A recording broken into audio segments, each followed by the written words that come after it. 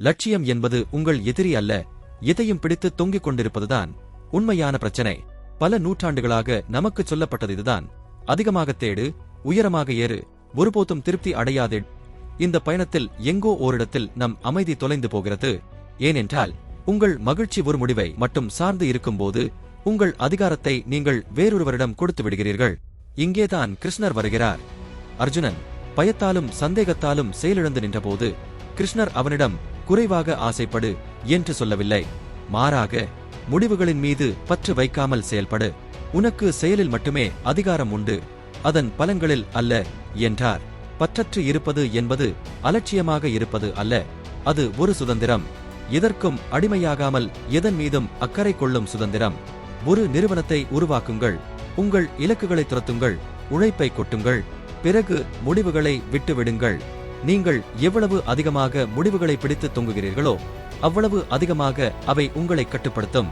தோல்வி பயம் அதிகமாகும்போது உங்கள் ஆட்டம் சுருங்கிவிடும். வெற்றி கட்டாயம் தேவை என்று நீங்கள் நினைக்கும்போது முக்கியமான நேரத்தில் நீங்கள் தடுமாறுவீர்கள். நீங்கள் ஒரு நிறைவான இடத்திலிருந்து செயல்படும்போது உங்கள் உழைப்பே உங்களுக்கு வெகுமதியாக மாறும்போது உங்களுக்குள் ஒரு மாற்றம் நிகழும். நீங்கள் அவசரப்பட்டு தவறான முடிவுகளை எடுக்க மாட்டீர்கள். மற்றவர்களை திருப்திப்படுத்த முயல மாட்டீர்கள்.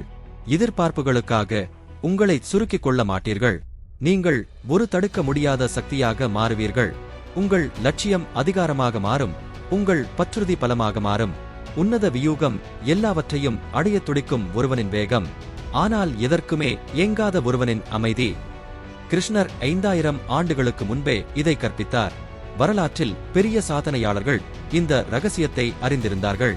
அவர்கள் ஆட்டத்தை முழுமையாக விளையாடினார்கள், ஆனால் ஆட்டம் அவர்களை விளையாட அனுமதிக்கவில்லை.